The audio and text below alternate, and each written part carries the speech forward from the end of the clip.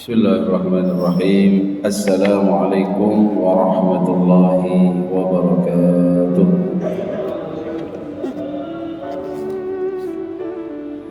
Alhamdulillahil mubdi'ul mu'id al-fa'alu lima yurid alladhi khalaqal khalqa faminhum syaqiyyun wa sa'id.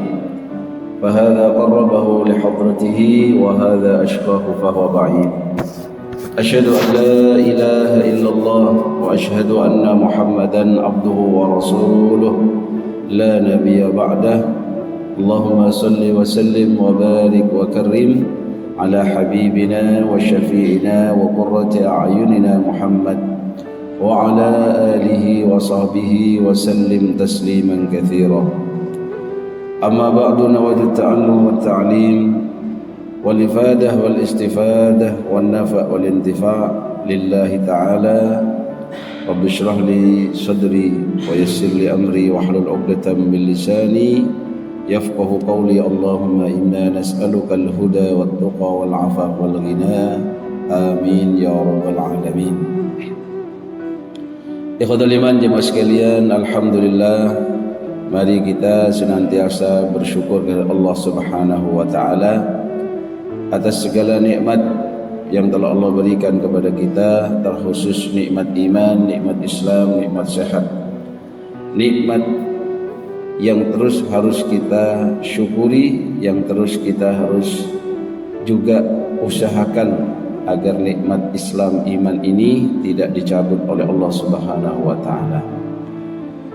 Dan di antara usaha kita, ikhwatal iman jemaah sekalian, adalah senantiasa banyak beribadah kepada Allah, mentadabburi firman-firman-Nya, dan juga mentauladani para rasulnya, khususnya Nabi kita Muhammad sallallahu alaihi wasallam. Ikhwatul iman jemaah sekalian, pada pembahasan Aqidatul Awam kita masuk pada beriman kepada para nabi dan rasul, yaitu pada saat ini karena kita masuk di bulan Rabiul Awal, maka kita akan lebih mengarah kepada beriman kepada Rasul, yaitu Muhammad sallallahu alaihi wasallam. Ikhwatul iman jemaah sekalian, sebelumnya kita sudah membahas beriman kepada nabi-nabi sebelumnya. Setelah kita membahas bagaimana mengimani dalam sisi akidah dan akhlaknya terhadap Nabi Adam, Idris, Nuh, Hud alaihissalam, begitu juga Nabi Saleh, Nabi Ibrahim, dengan apa yang disampaikan dalam Nazam Syarah Aqidatul Awam, Tafsiru 25 lazim kulla mukallafin fahaqqiq wa utanim hum Adamun Idrisun Nuhun Huduma Salih wa Ibrahim kullun muttaba. Kemudian Lutun wa Ismailun Ishaqun kada. Kita telah membahas bagaimana mengimani secara akidatan wa akhlaqan Nabi Lut, Nabi Ismail, Nabi Ishaq, kada Ya'qubu Yusuf wa Ayyub ihtada, yaitu juga Nabi Ya'qub, Nabi Yusuf wa Ayyub ihtada.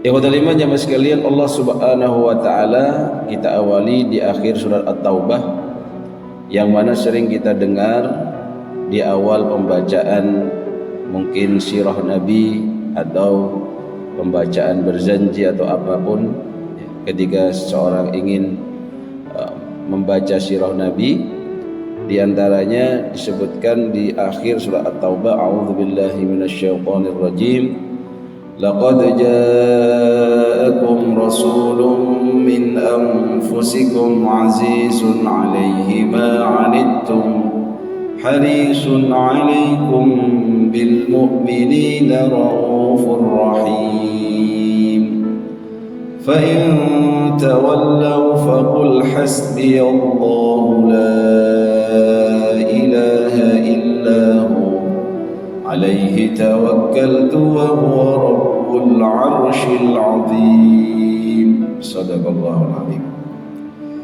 Ikhwatul iman ya sekalian, yang artinya laqad ja'akum, sungguh benar-benar telah datang kepada kalian rasulun. Secara ijma, rasul yang dimaksud di sini adalah seorang rasul, yaitu Nabi kita Muhammad sallallahu alaihi wasallam. Min anfusikum, dari golongan kalian sendiri.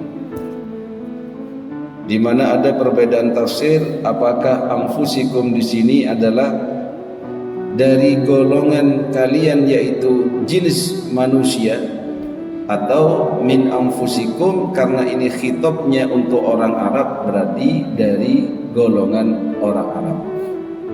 Hanya saja dua-duanya pendapat ini bisa kita sinkronkan, di mana Nabi sallallahu alaihi wasallam min anfusikum berasal dari golongan manusia, begitu juga beliau berbangsa, yaitu dari golongan bangsa Arab. Kemudian ikhwatul iman ditegaskan harisun min anfusikum azizun alaihi ma anittum. Terasa berat bagi Rasul itu yang mana ma anittum, jikalau ada penderitaan yang kalian rasakan. Jadi Nabi ini sangat menyayangi umatnya. Harisun alaikum, sangat menginginkan keselamatan, alaikum atas kalian, bil mu'minina raufur rahim, yang mana beliau ini terhadap orang-orang mukmin raufur rahim, sangatlah pengasih dan sangatlah amat penyayang. Sampai di sini dulu ikhwatul iman jamaah sekalian. Apa yang perlu kita garis bawahi dari sisi akidah?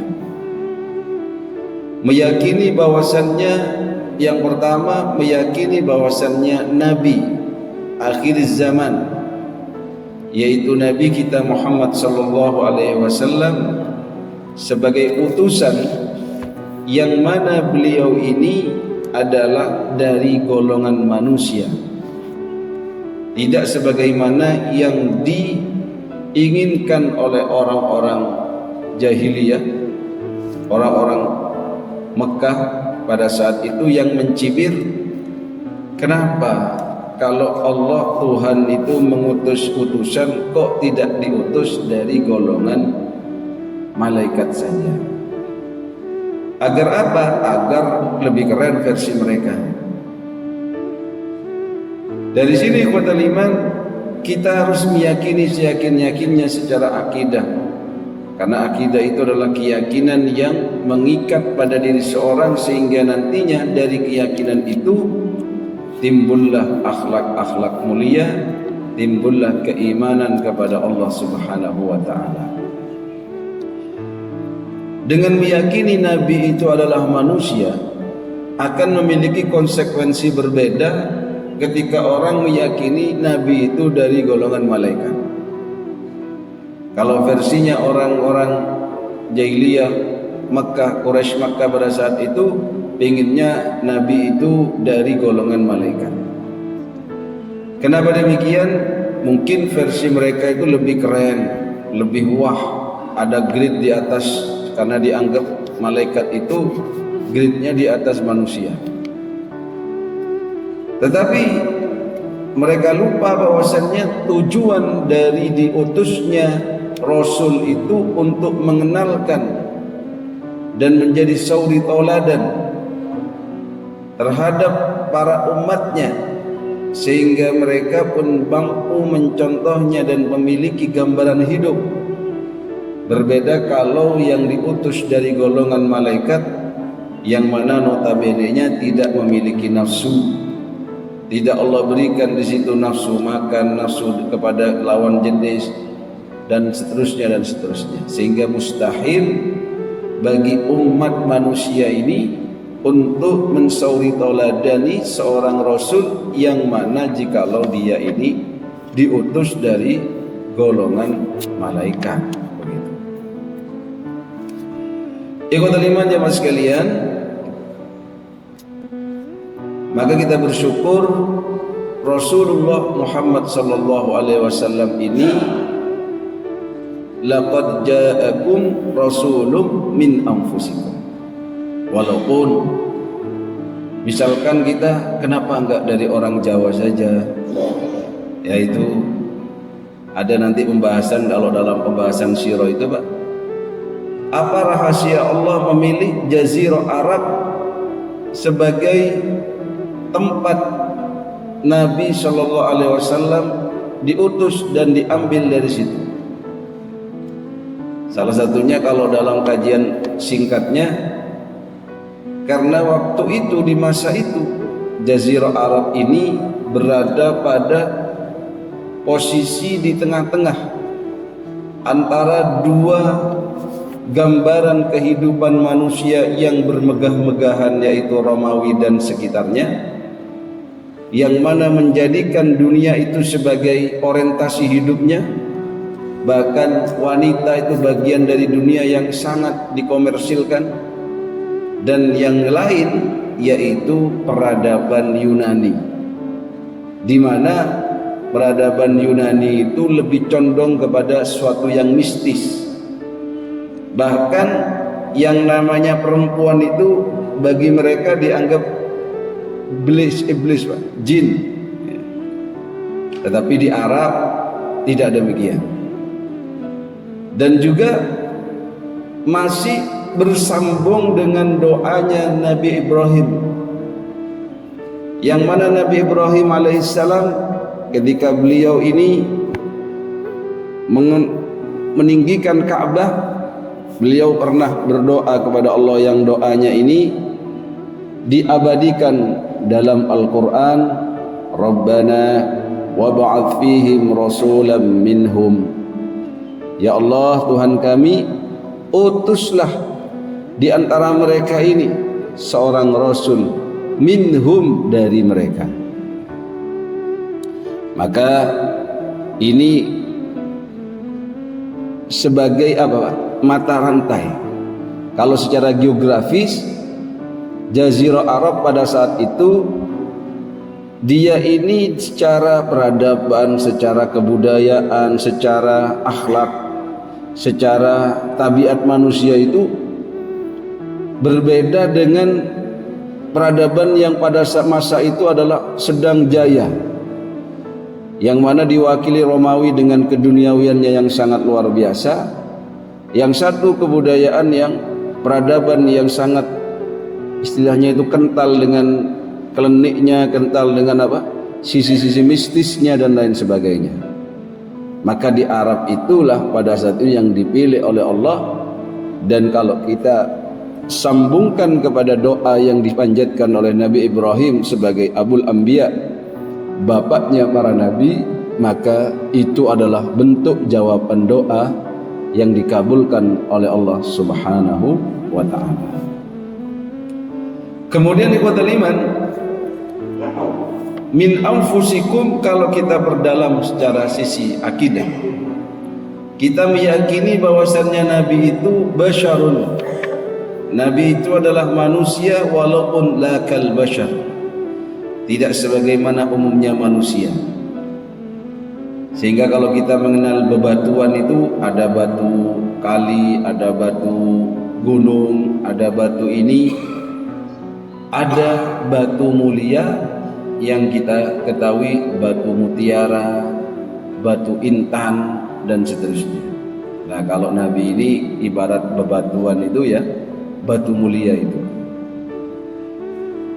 Kemudian ikhwatul iman ya mas sekalian, dari golongan manusia ini memegang peranan penting.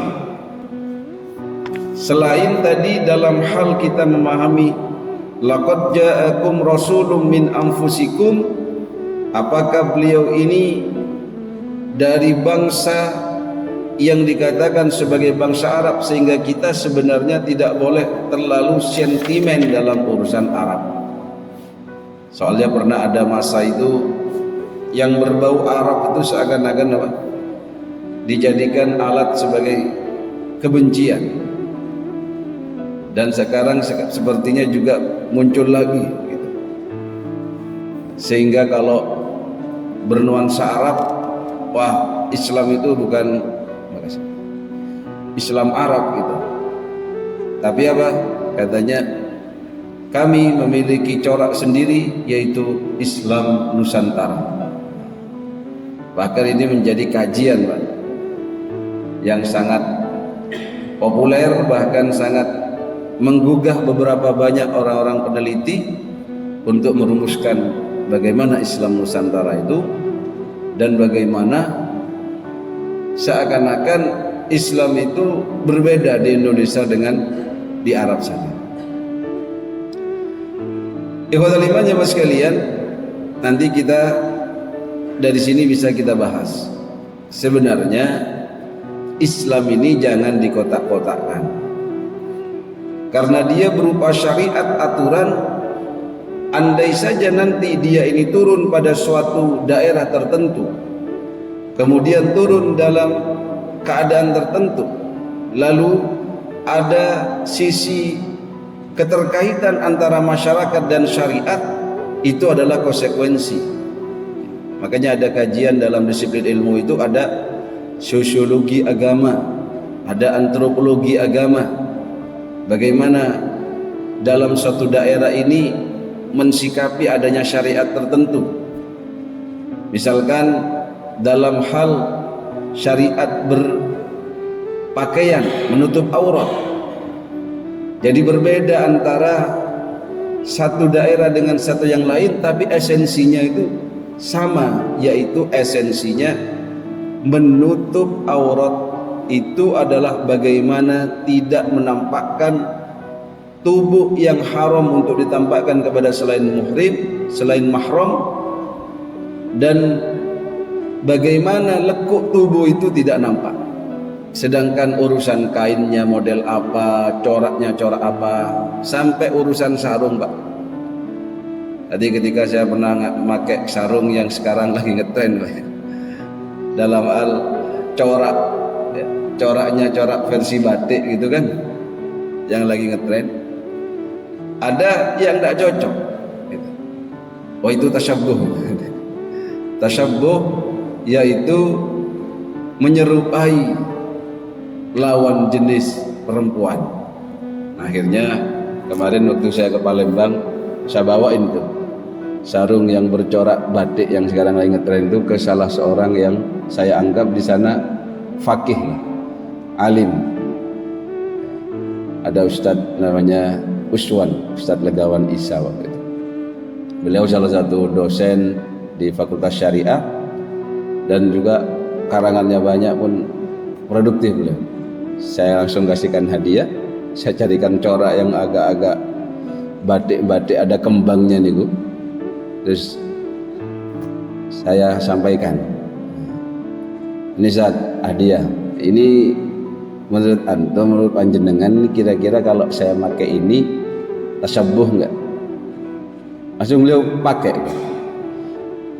Soalnya ada yang mengatakan versi mirip perempuan. Sebentar ya, langsung beliau pakai. Saya tanya istri dulu. Langsung ke belakang Pak, nanya istrinya, gimana kalau saya pakai ini? Kata istrinya balik lagi, kata istri saya biasa aja.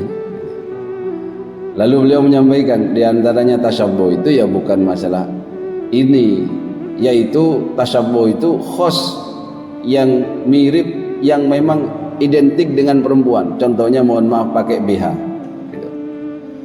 Itu kan identik sama perempuan. Masa ada laki-laki pakai BH? Kan tidak ada Pak.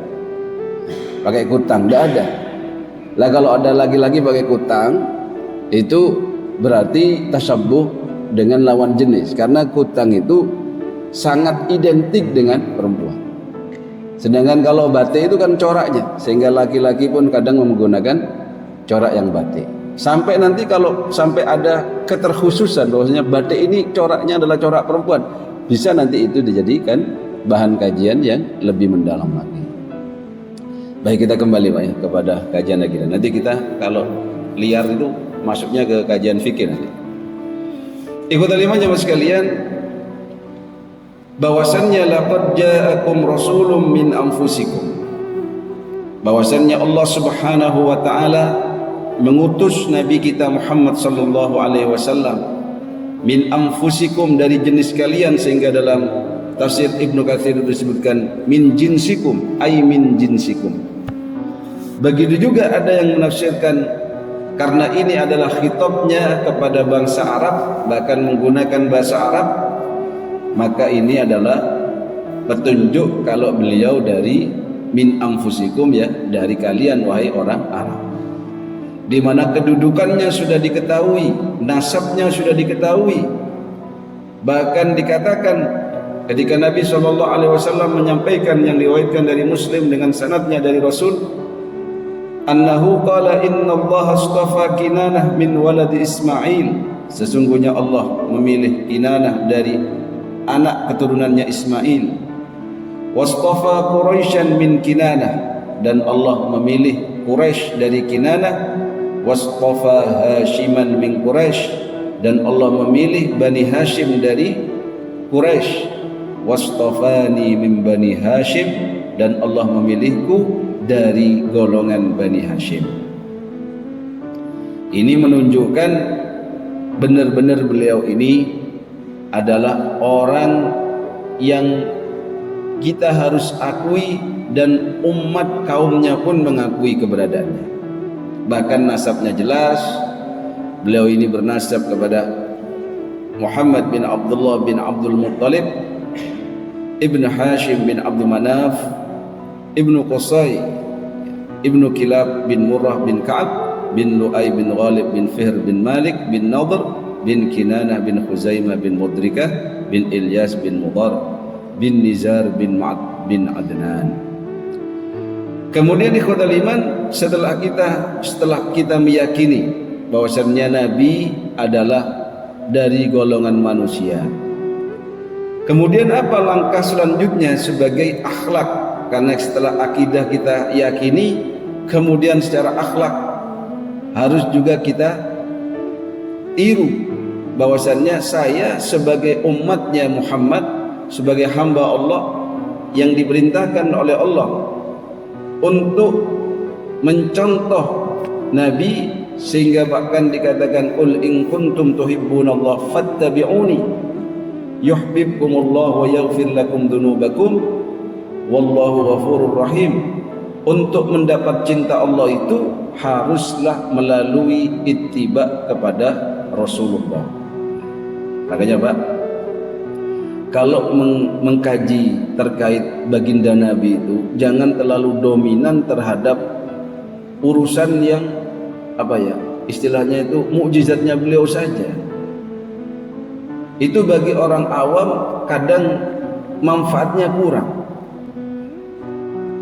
Sama dengan ketika panjenengan mengkaji biografi seorang yang dianggap wali, kemudian yang dianggap sebagai ulama yang memiliki banyak karomah, jangan fokus pada karomahnya saja. Kalau Nabi masih mending itu, fokus kepada kemukjizatannya, karena itu untuk menenangkan hati kita. Tapi ikhwatal iman, kalau kita ini yang mengkaji sendiri adalah orang yang sudah memiliki basic iman, ya jangan terlalu fokus kepada kemukjizatannya. Kenapa demikian? Karena orang beriman ini, untuk beriman kepada Rasul itu cukup melihat akhlaknya beliau, cukup melihat dari apa yang beliau sampaikan dalam syariat itu yang sesuai dengan apa yang disampaikan dengan firman Allah. Jadi mukjizat itu kan diturunkan bagi mereka yang tidak percaya, di mana Allah memberikan mukjizat kejadian luar biasa kepada setiap utusan dan nabi-nabinya, karena mereka ditentang oleh seorang kaum atau suatu kaum, sehingga butuh untuk memberikan sifat kemukjizatan itu sebagai melemahkan kepada para penentangnya. Nah, kalau kita terlalu mengkaji ke situ saja, apa bedanya kita dengan Fir'aun gitu? Apa bedanya kita itu dengan Namrud? Atau kita dengan Abu Jahal, yang sebenarnya dia ini tahu kalau itu benar, sampai dengan mukjizat-mukjizat seperti itu masih belum percaya. Maka ikhwatal iman, dari sini kita sebenarnya fokus kepada apa yang disampaikan beliau, dicontohkan beliau, sehingga sering kita mendengar laqad kana lakum fi rasulillahi uswatun hasanah. Benar-benar ada pada diri Rasul itu sebagai uswatun hasanah. Disinilah kita ini, setelah kita meyakini Nabi ini adalah manusia, sehingga ketika ada beberapa orang rohib, ya, itu pendeta, datang kepada Nabi, mereka bertiga ini berdiskusi. Lalu di antara mereka ketika menunggu Nabi Shallallahu Alaihi Wasallam, mereka ini saling menyampaikan, kalau aku mendekatkan diriku kepada Allah dengan tidak mendekati wanita sedikit pun, kata beliau. Sebelumnya sudah ada yang bilang, kalau aku mendekatkan diriku kepada Allah, kepada Tuhan dengan tidak makan, puasa sepanjang hari, gitu. Pokoknya puasa. Ini pendetanya Nasrani. Dan yang satunya, ya pokoknya itu menafikan kemanusiaan. Yang satunya bilang, saya tidak pernah tidur malam, saya itu pokoknya ibadah terus semalaman itu. Akhirnya Nabi SAW menutup diskusinya mereka dan mengatakan, kalau kamu ingin tahu siapa orang yang paling bertakwa di dunia ini, maka akulah orangnya, kata Nabi. Tetapi dengan itu aku ini juga makan, enggak berpuasa terus sampai ada istilahnya yaumud dahr, shaumud dahr, puasa setahun penuh. Bahkan seakan-akan orang itu kalau hanya mengukur dengan kuantitas, orang akan mengatakan puasa setahun penuh lebih keren lah dibanding Senin Kemis. Justru dalam fikih itu puasa setahun penuh kalau sampai mengganggu efektivitasnya dia dalam mencari nafkah, itu bisa haram, bisa makruh lah minimal itu, karena dia bisa menghilangkan kewajiban apa yang harus dilakukan oleh seorang. Kemudian kata Nabi, aku ini juga ya tidur di waktu malam, tidur di awal malam, tapi bangun di sepertiga akhir. Yang repot itu niru tidur di awal malam, tapi sepertiga akhirnya nggak niru Nabi, dibablaskan sampai ya, jam 6. Ini niru, tapi katanya nanti kalau ditegur, ya minimal saya niru di awal toh, gitu. Daripada tidur di akhir malam tak bangun, tak niru sama sekali. Ya, lumayan ini. Memang orang cerdas itu cerdik itu katanya, cerdas dan licik. Nah, itu ibadah. Kemudian yang satunya nggak mau nikah itu, Pak. Makanya sampai ada istilahnya itu merahibkan diri. Dan Nabi mengatakan, saya pun menikah.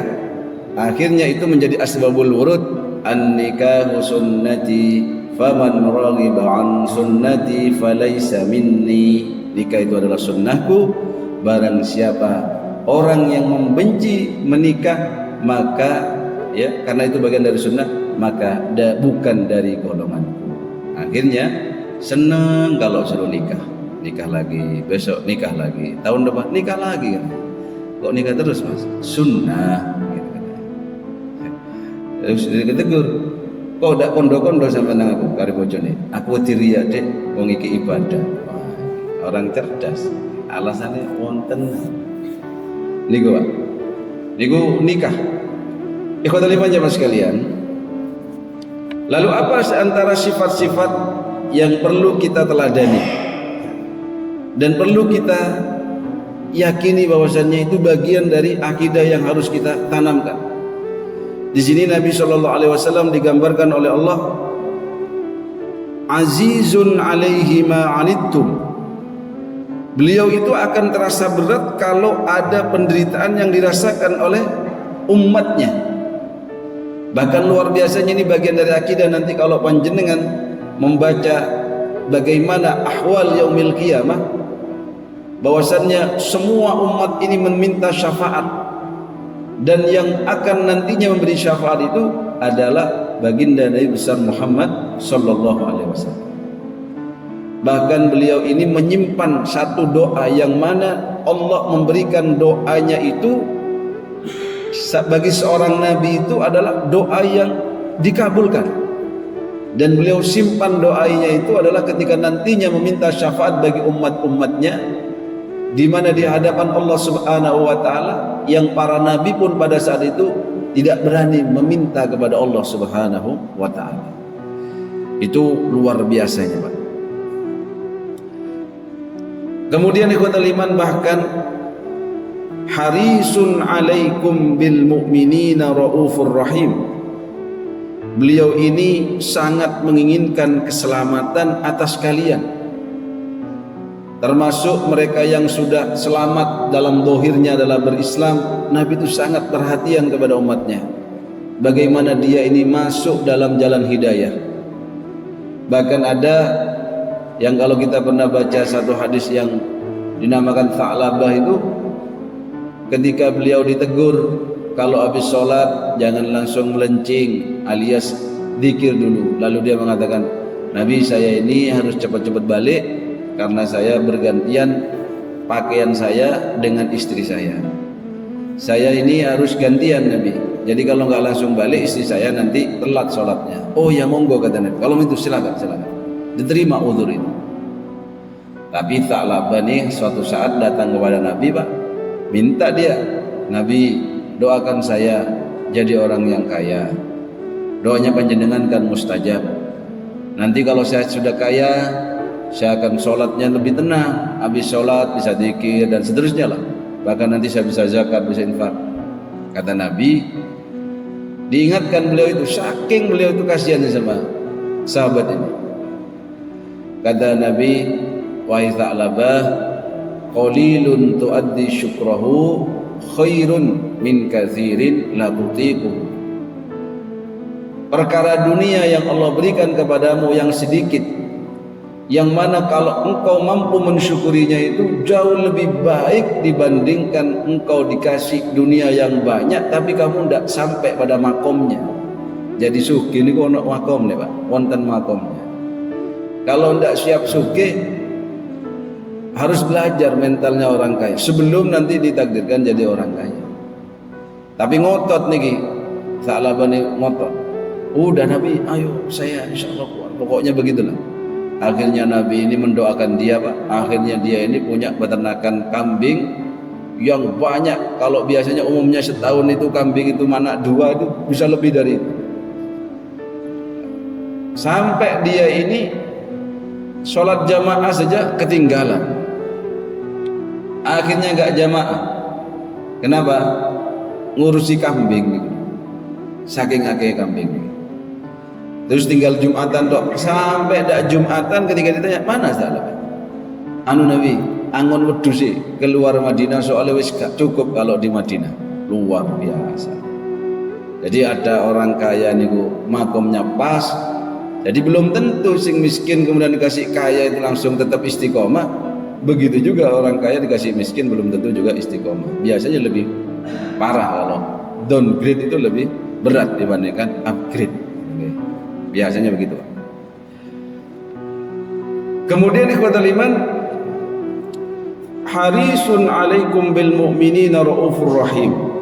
Sampai Nabi itu berkali-kali ya, bahkan pernah beliau ditegur saking kepinginnya itu bagaimana hidayah itu sampai kepada umatnya, bagaimana orang yang kafir itu pun beriman kepada Allah. Bahkan beliau dengan pamannya sendiri ketika beliau menghadiri masa-masa sakaratul mautnya Abu Thalib, beliau itu sampai mengingatkan, paman, ayo ucapkan kalimat la ilaha illallah Muhammadur Rasulullah, asyhadu an la ilaha illallah asyhadu anna Muhammadar Rasulullah ini, yang mana 2 kalimat ini nantinya akan aku jadikan sebagai hujjah untuk menolongmu di hadapan Allah. Itu saking sampai akhir hayat Pak. Namun sayang pada saat itu ada juga yang mempengaruhi ya, yaitu juga dari paman yang lain yang tidak beriman dan diingatkan, atarghabu am billati Abdul Muttalib, apakah kamu membenci terhadap agama dan ajarannya nenek moyangmu? Itu Pak. Itu saking Nabi itu ingin bagaimana beliau itu menginginkan hidayah itu sampai ada kisahnya anak orang Yahudi Pak, itu mau meninggal dunia disambang sama Nabi, terus diajak masuk Islam, kemudian dia noleh ke bapaknya belum mengizinkan, diajak lagi sama Nabi, sampai ketiga kalinya bapaknya, ya wis tidak apa-apa, melo Nabi Muhammad. Akhirnya beliau ikut Nabi Muhammad, bersyahadat, lalu meninggal dunia. luar biasa. Ikhwatal iman jamaah sekalian, belum lagi beliau ini adalah Raufur Rahim, bil mu'minina Raufur Rahim, yaitu sangat mengasihi dan sangat menyayangi terhadap umatnya. Jadi sampai-sampai ketika beliau ini nantinya ketika itu akan meninggal dunia, yang disebut itu adalah umatnya. Ummati, ummati, ummati. Itu karena apa? Kalau ada manusia yang wajib kita cintai melebihi kepada kecintaan kita kepada manusia yang lain, yaitu adalah Rasulullah. Kalau ditanya mungkin kita akan berpikir bapak kita, ibu kita. Bahkan mahasiswa itu kalau saya tanya, siapa yang paling kau cintai di kalangan manusia ini? Rata-rata bapaknya, ibunya, gitu. Karena belum punya istri ya. Kalau punya suami, kalau punya istri bisa jadi katanya istrinya. Kalau itu berat, jarang. Yang repot kalau jawab istrinya orang lain atau tetangga, lebih berat. Ikhwatul iman, kenapa demikian? Karena orang tua itu belum tentu loh Pak memikirkan nasibnya anak itu sampai urusan akhiratnya. Bahkan ada orang tua itu mencintai anak itu dengan cara mencintai yang salah. Contohnya Pak, anaknya pacaran dibiarin, anaknya buka aurat ya dibiarin, anaknya tidak sholat ya dibiarin. Kayaknya kalau ditanya gak diiling loh tak? Oh wis pegel ngiling loh gitu. Atau wis karep wis gede kok, sementing aku wis gede no, gitu. Tidak akan mikir sampai beliau meninggal itu. Tidak akan seperti Nabi seperti itu Pak. Jadi kalau Nabi itu mikirin umat itu sampai kurban saja, beliau berkurban setiap tahun juga menyebutkan umatnya. Bahkan ketika istrinya beliau itu ketika sama-sama kondisi nyaman, beliau itu minta doakan kepada Nabi Muhammad. Kata Aisyah ummul mukminin, Nabi tolong saya didoakan ya. Lalu didoakan oleh Nabi itu, ya Allah ampunilah Aisyah, Allahumma ighfir li Aisyah, apa yang sudah dia lakukan, apa ma taqaddamat wa ma ta'akhkharat, pokoknya begitu Pak. Luar biasa doanya itu, sampai Siti Aisyah itu ketawa Pak, bahagia dia, sampai katanya saking ketawa sampai nunduk-nunduk saking senengnya. Terus katanya Nabi, kamu seneng saya doakan kayak gitu ya? Iya, gimana saya tidak seneng didoakan diampuni dosanya dari dulu sampai yang akan datang semuanya diampuni, didoakan seperti itu. Maka kata Nabi Shallallahu Alaihi Wasallam, begitulah setiap aku sholat mendoakan kepada umatku. Nah ini yang kita harus malu Pak ya, didoakan oleh Nabi setiap saat, tapi kadang kita ini bersolawat aja lupa gitu. Insyaallah begitu yang bisa saya sampaikan. Semoga dari satu ayat 128 ini kita semakin bisa meyakini. Lalu dengan keyakinan itu kita bisa menteladani dalam hal apa saja, dalam hal keseharian. Nanti kalau pembahasannya misalkan bagaimana meneladani Nabi sebagai sosok seorang ayah, nah, pembahasannya sendiri. Bagaimana meneladani Nabi sebagai sosok sebagai seorang kakek, sebagai sosok seorang pemimpin, panglima perang, itu sendiri-sendiri Pak. Kalau mau detail seperti itu nanti bisa di kajian sirah. Intinya kita dalam hal akidah ini meyakini bahwasannya kecintaan Nabi kepada umatnya, kemudian bagaimana Nabi itu diutus, bahkan ketika kita tahu min anfusikum itu dari bangsa Arab, kita tidak ada istilahnya sentimen kepada orang-orang Arab. Akhirnya gara-gara banyak kasus penipuan, lihat bentuk orang Arab aja langsung kita muntah-muntah ya, jangan seperti itu. Dalam artian ya tetap kita itu menilai orang tersebut ya, walaupun misalkan mengaku cucu Nabi dan lain sebagainya, selama itu dia ini menggunakan syariatnya sebagaimana kakeknya, ya kita hargai beliau. Atau mungkin ya, ada orang yang ngaku-ngaku, ya kita santai saja, tidak terlalu istilahnya itu sentimen, dan jangan terlalu kita ini merendahkan diri di hadapan dia. Karena Nabi pun sangat menghargai orang-orang sahabat-sahabat di sekitarnya, beliau pun sangat menghargai. Tidak ada istilah itu ya mempeluk kutu, tidak ada Pak. Jadi kalau mau niru Nabi itu Pak, bahkan kalau dia mengaku cucu Nabi itu, urusan lamis itu tidak ada. Kalau kita belajar saja ketika Nabi mau hijrah, itu kan mau ditemani oleh Sayyidina Abu Bakar As-Siddiq. Kemudian Abu Bakar As-Siddiq itu setelah menyiapkan kendaraan lengkap dengan perbekalannya, tinggal ditunggangi saja.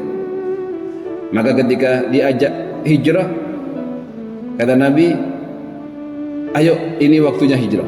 Kata Sayyidina Abu Bakar, ya Rasul, saya sudah menyiapkan ini kendaraan dan isinya, silakan ini untuk engkau. Saya sudah menyiapkan sendiri 2. Nabi gak mau dikasih itu Pak. Dia bilang, bal bithaman. Saya terima tapi saya beli, saya bayar. Nah itu berarti mentalnya bukan mental lamis. Bukan justru, ayo saya ini adalah orang yang banyak keberkahannya, saya minta ini, minta ini, minta ini. Ya akhirnya dia kena pelukutu. Apalagi itu palsu misalkan, dia tambah kita ini ngenes atau ngersulo. Oke, belum ditutup, mungkin ada yang ingin menyampaikan atau menambahkan, monggo.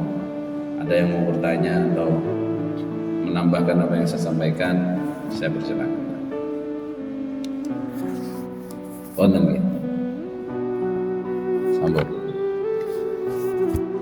Alhamdulillah, semoga kajian pagi hari ini bermanfaat, menambah kecintaan kita kepada baginda Nabi besar Muhammad sallallahu alaihi wasallam, dan tidak mudah terprovokasi dengan hal-hal yang memang di situ sensitif, Pak. Jadi kalau panjenengan bangga dengan misalkan Islam dengan corak Nusantara, silakan bangga, tanpa harus menjelek-jelekkan yang sudah ada. Jangan bilang, oh itu kan Arabisasi, begitu. Bahkan kalau yang sentimen itu, kajian sentimen itu bisa Pak. Misalkan, kenapa Abbasiyah di Spanyol itu cepat hilang? Nanti hasil kajiannya misalkan, entah itu sentimen atau tidak ya, di antara hasil kajiannya akan mengatakan karena terlalu kental dengan Arabisasinya. Coba membaur sebagaimana Islam di Jawa akan semakin ini. Itu kan kajian. Kalau kajian kualitatif itu bisa dibantah. Dalam artian kalau ada nanti peneliti yang lain kemudian mengkaji itu bahwasannya itu gak tepat hasilnya, ini yang lebih tepat. Nah itu bisa.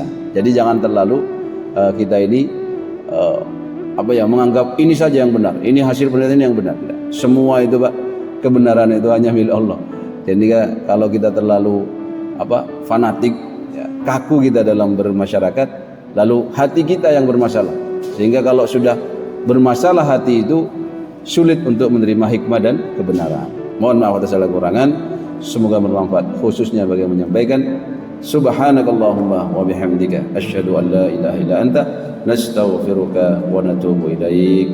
Assalamualaikum warahmatullahi wabarakatuh.